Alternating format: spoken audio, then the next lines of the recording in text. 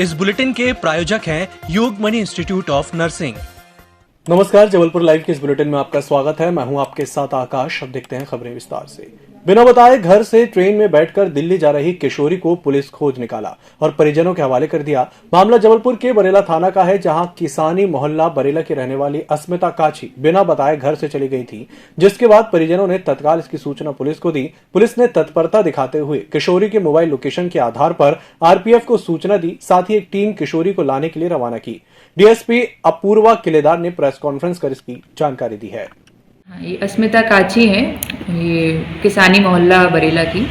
ये दिन में दोपहर 1 बजे अपने घर से बिना बताए चली गई थी और तत्काल ही जैसे ही उसकी माँ आई है थाने, बच्ची के जो मोबाइल है उसकी सर्चिंग कराई है, उसकी लोकेशन निकलवाई और पता चला कि वो ट्रेन में बैठी हुई है।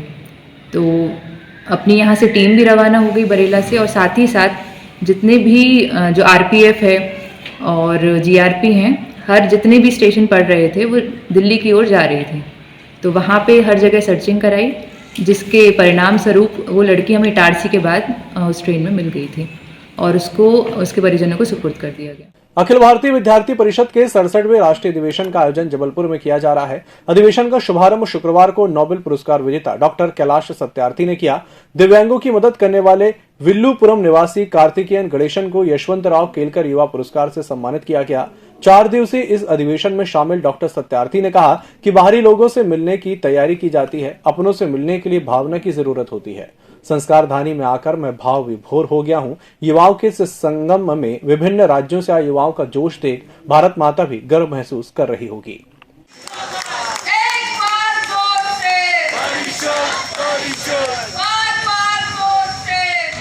अखिल भारतीय विद्यार्थी परिषद का 67वां राष्ट्रीय अधिवेशन का भी उद्घाटन सत्र यहाँ पर हुआ है। अधिवेशन का उद्घाटन हुआ है। यूथ केलकर अवार्ड, जो विद्यार्थी परिषद इस प्रकार के नौजवानों को जो नए इनोवेशंस जो करते हैं, वो यूथ केलकर अवार्ड भी यहाँ पर आज विद्यार्थी परिषद ने दिया है।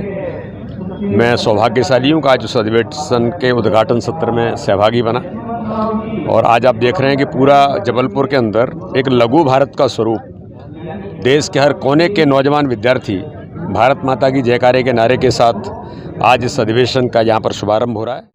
Yogmani institute of nursing, Jamdar hospital Jabalpur. Nursing के क्षेत्र में करियर बनाने का सुनहरा अवसर।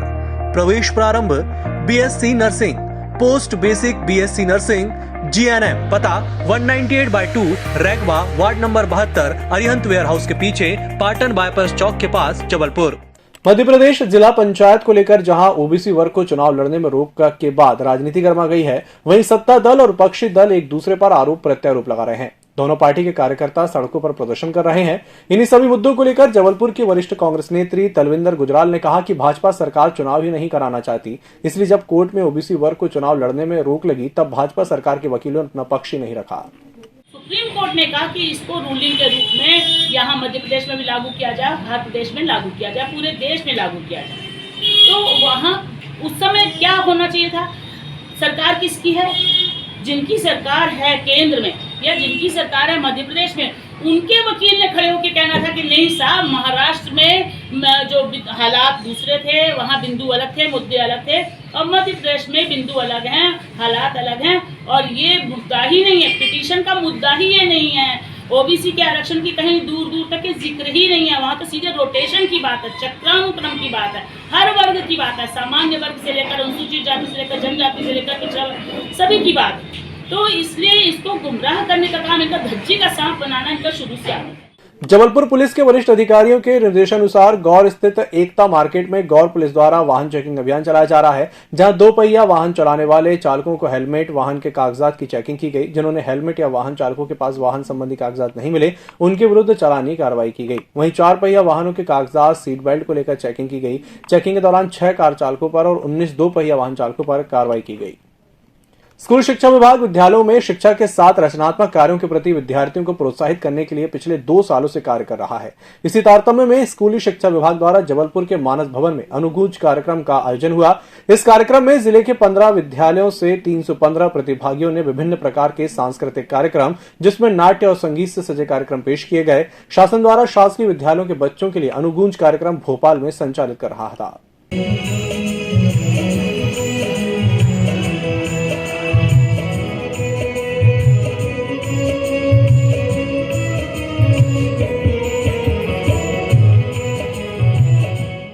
ईसाई समाज का सबसे बड़ा पर्व क्रिसमस कोरोना की भेंट चढ़ गया। कोरोना महामारी की तीसरी लहर के मद्देनजर जहां शासन और प्रशासन ने जबलपुर में 11 बजे से सुबह 5 बजे तक नाइट कर्फ्यू लगा दिया, वहीं इसके चलते आज चर्चों में ईसाई समाज ने 11 बजे से पहले ही चर्च में प्रेयर और अपने विभिन्न कार्यक्रम संपन्न कर लिए।